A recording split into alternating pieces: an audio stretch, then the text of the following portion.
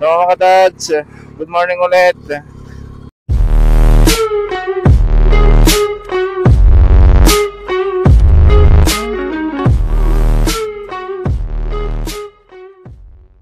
So andito ako ngayon sa C5, C6. Hindi ko alam to. Dito sa San Mateo. So pinahiram sa akin tong MT-09 niya ni Kuya Clark. Tsaka pupunta kami sa Palo Alto ngayon. Magdi-display ng cafe viso niya na di Manila na cafe. Doon lang sa may lagpas ng Palo Alto. Pag pumunta kayo, doon lang banda. Available siya ng Thursday, Saturday, and Sunday. Andun siya ng umaga hanggang hapon. So sa mga pupunta doon at mga gustong magkape, doon po kayo dumiretso sa may Cafe Liso di Manila kasi mura lang po yung kape. Wala pang 100 mga kadads, wala pang 100 yung kape nila. Sobrang sarap. Tapos merong libreng hot choco. Yan. So ito gamit ko ngayon noon MT-09 Yamaha kay Kuya Clark, siyang may-ari niyan. Pinahiram sa akin. So guys, ano ko lang to, i-drive ko na para sabay-sabay na kami. See you in the road.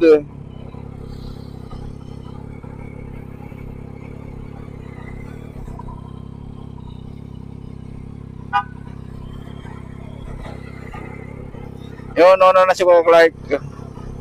So sunod na rin ako doon.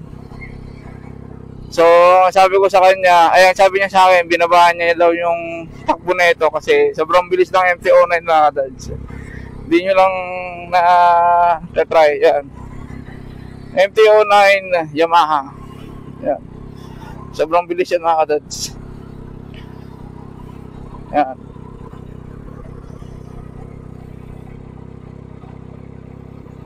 Grabe. First time ko mag-drive ng MT-09 na papuntang Marilaki na dala-dala ko to. So salamat Kuya Clark, pinahiram mo sa akin tong MT-09 mo. And hindi ko to bibilisan, takbong chill lang ako. Tsaka alam mo naman ako, kilala mo naman ako, hindi ako nagpapatakbo naman bilis. Sa rider lang ako mabilis magpatakbo kasi 150 lang yon. Kaya eto, i-test drive ko hanggang Palo Alto. Papunta tapos pabalik. So solve na yung araw ko dito Kuya Clark. Napakaganda na itong MT-09 mo, promise. So ang ganda rin dito na yan, kulay green yan. May mga signage din. So biyahe muna tayo mga kadads. See you in the road ulit. Let's go. Bibili pa tayo ng pandesal mga kadads. Bibili tayo ng pandesal.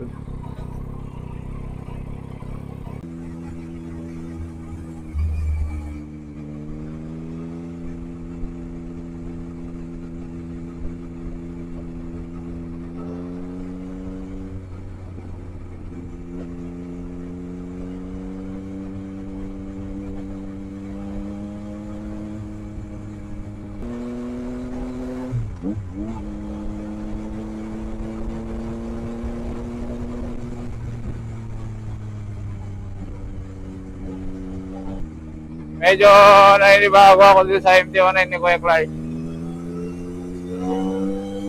Kasi nga pinawasan niya talaga yung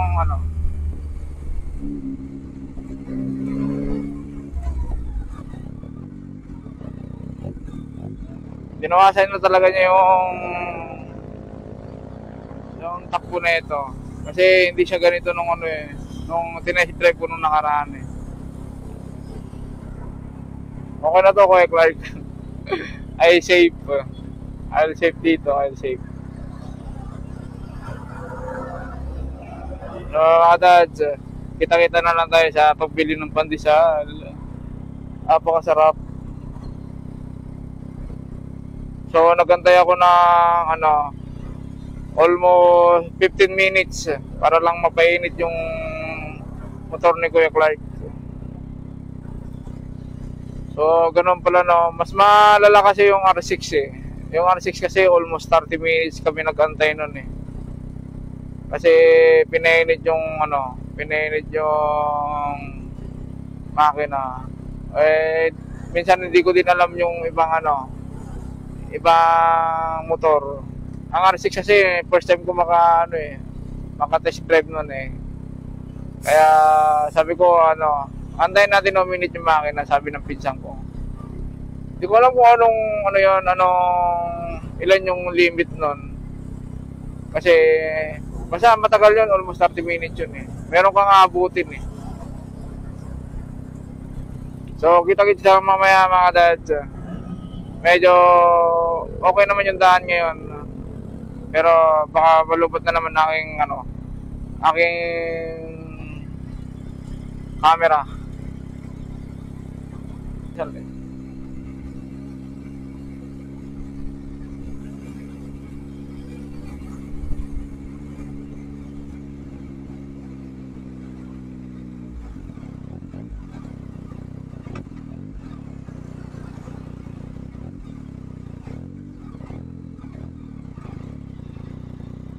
O, bibili muna ako ng pandesal.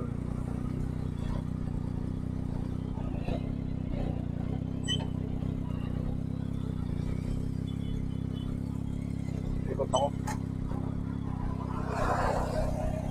Ikot ako!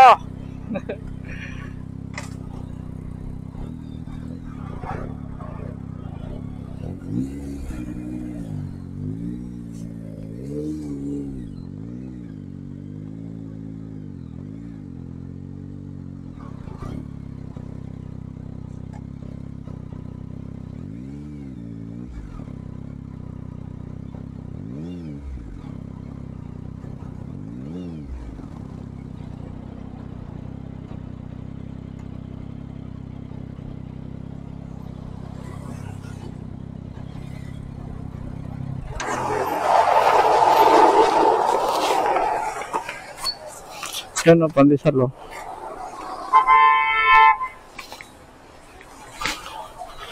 Hello po. Pabili. Magkano po? May cheese po ba yung pandesal? Ha? Wala. Magkano po isa? Ha? 3. 60. Ilang piraso yun? 30? 20. Ha? 20. Gawin mo na lang 30 pieces. MTO na. Kay Kuya Clark. Sheesh.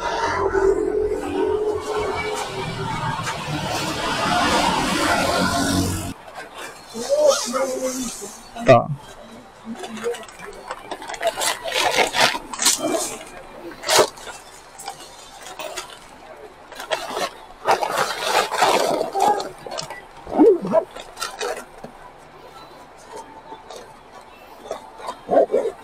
Saan natin bagka? Kaya naman magkano gusto. So, abante na tayo mga dads.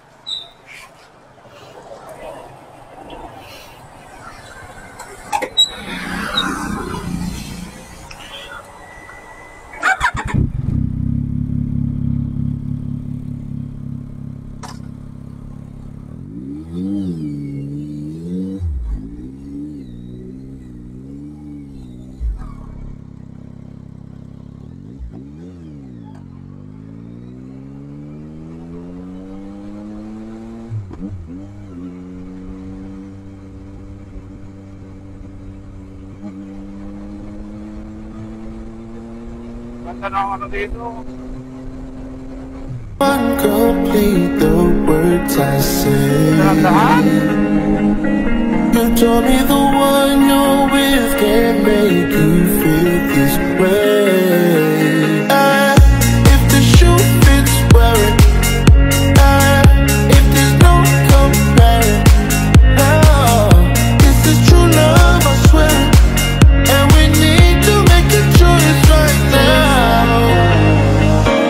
I know this could end in a good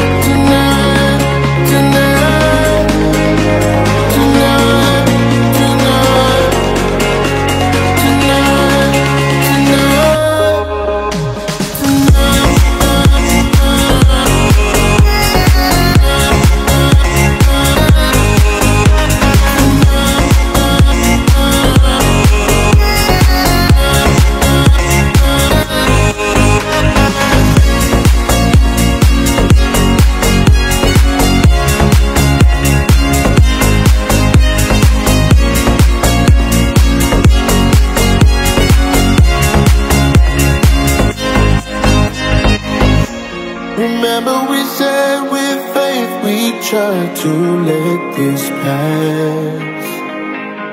And no matter how much we avoided, we would still cross paths. If the shoe fits, wear it. If there's no comparing, this is true love, I swear it. And we need to make a choice right now. We know this could end in a catastrophe, but there's no other place I feel I should be. Tonight, tonight, tonight, tonight.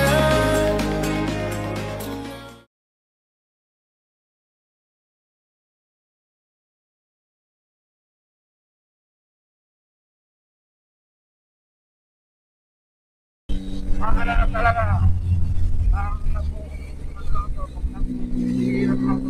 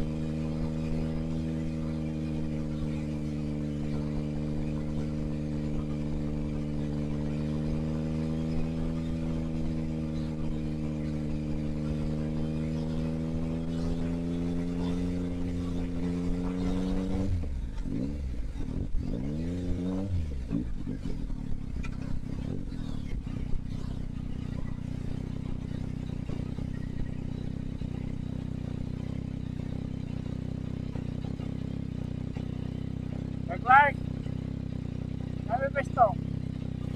Sabi pesto. Ha?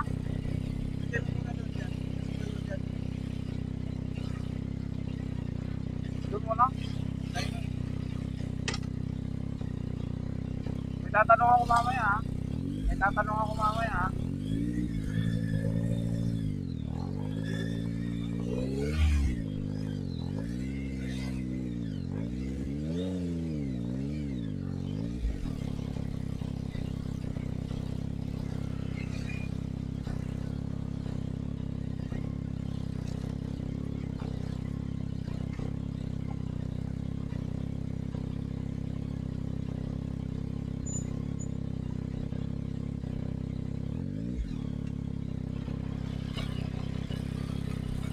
So, yun mga dito, presyo niya, paano?